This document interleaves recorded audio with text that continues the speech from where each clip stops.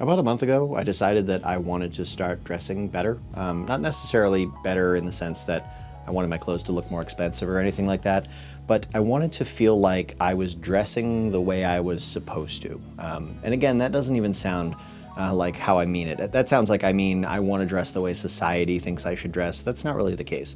I wanted to dress the way that I felt on the inside. I wanted to look that way on the outside. To me, I'm in my mid-30s. I'm doing relatively well in life. I'm happy with my life. I'm married. I have a wonderful wife. I have 3 children. I have a beautiful house. I consider it beautiful. It's a 250-year-old farmhouse. Not everybody's into that kind of thing. But I have a career. I've worked hard, and I'm happy with where I am. Me and my wife have found a wonderful church that we're now members of, and I feel like I've become a good man, I guess, in a sense, a father, a husband, a member of the community. But I was wearing, ratty t-shirts and gym shorts and Crocs, and that didn't really fit the way that I felt.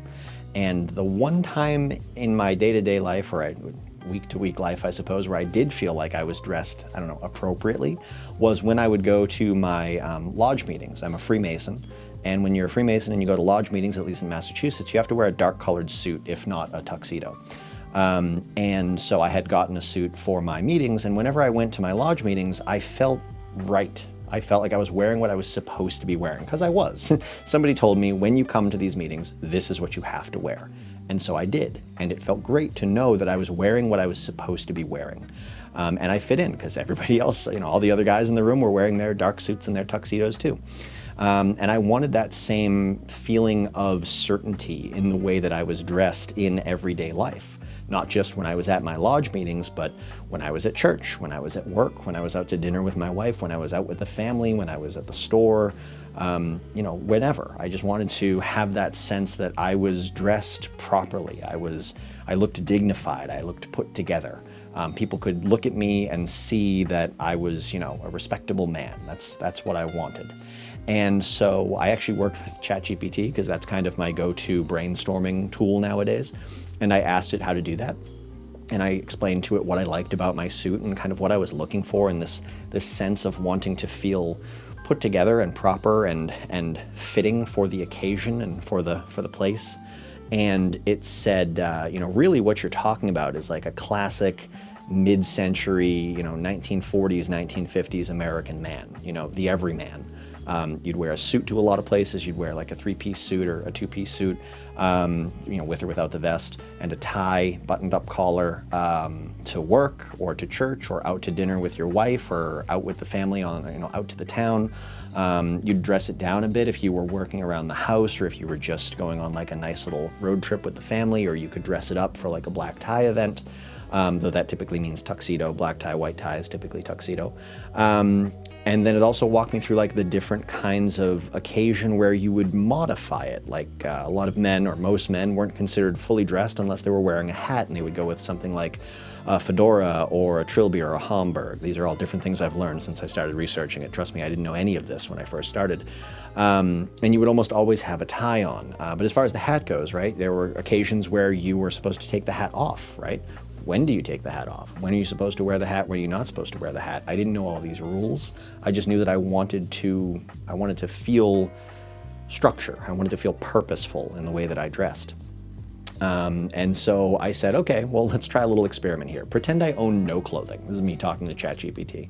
I was like, all right, you say that based off what I'm telling you, you think that I would like a 1940s, I think it actually said like a late 1930s to early 1950s. So like that 15-year span through the 1940s.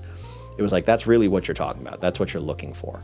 And I was like, okay, tell me what men had in their wardrobe in that era. What did men wear other than a 3-piece suit? I've got a gray 3-piece suit. Awesome. I can't wear that every day. I'm not going to run out and buy a bunch of other suits. So what would men have? What would you wear? And it literally gave me a shopping list of like, here are the things that you would need. If you owned nothing, here's what you'd need. Everything from, wool socks to cotton knit underwear, boxer shorts, to cotton ribbed undershirts. I had some stuff that I was actually planning on utilizing because it kind of fit this style.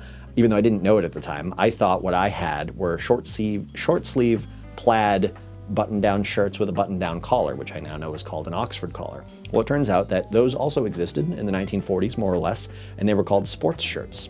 So I was like, oh, great. On the list of things it wanted me to buy were 2 sports shirts. And I said, what is a sports shirt? And it explained it to me. And I said, oh, wonderful. I actually have 5 of those. I'll keep 2 and get rid of the rest.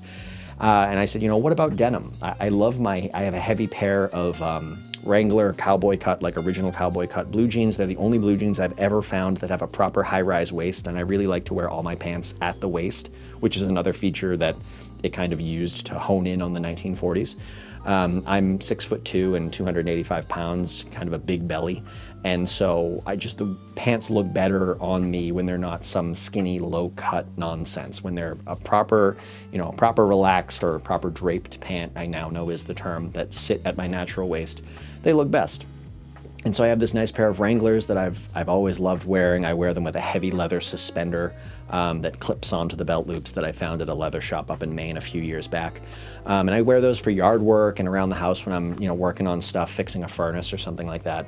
And I was like, can I keep my denim? Can I keep my blue jeans? Would that work? And it was like, yeah, blue jeans were just mostly considered workwear. You wouldn't wear them out on the town or anything like that. You wouldn't wear them to go out grocery shopping or anything. If you were working on your car, you were working on the house, you were working in the yard, that's what denim is for. And I was like, okay, cool. I'll keep my one nice pair of blue jeans. I'll get rid of the extra pair of, ratty jeans I don't really wear anymore. All the t-shirts, I got rid of most of those. I kept a couple for like going to the gym. Again, oddly enough, going to the gym, not really a thing that existed in the 1940s. So I have like a pair of cross trainers, I have some gym shorts, and I have a couple big baggy t-shirts that I like to wear when I go to the gym. But other than that, I got rid of everything that wasn't on this checklist. I went to the local outlets here in central Massachusetts, the Wrentham Outlets, big outdoor outlet mall. And I just started going to shops that I figured might have these articles of clothing that I was looking for. I wasn't able to go to thrift shops because of my size. Men in that era weren't typically my size, so I couldn't go buy real stuff from the era from thrift shops. And it kept using terms like wool trousers. You need a pair of navy wool trousers. And I kept having to remind it being ChatGPT, I can't find wool trousers. If I wanted wool trousers, I have to go to a bespoke suit shop and pay $2,000 for a single pair of handmade wool trousers. I'm not doing that. But what I will do is find a nice pair of high-rise, pleated, nice creased dress pants in multiple colors, as it suggested. And some additional dress shirts, some nice cardigans. This shawl cardigan was on the list. I love this ever since I got it. And so, yeah, I went to the outlets. I started going to like Tommy Hilfiger and J. Crew and Banana Republic, stores I'd never been into that I just thought would fit this style of clothing. And some of them did, more or less. Actually, a few of them did. Tommy Hilfiger is actually surprisingly still in the mid-century style with a lot of their clothing. So if you're looking to do this, that's a good place to go. And if you go to outlets, it's like less than 50%, or I should say more than 50% off. I think this was marked at $150 and I paid like $60 for it. So that's less than 50% total is what I paid for it. Yeah, I went to Clark's. I had said you have to have leather shoes. Men wore leather shoes. There's none of this plastic sneaker nonsense.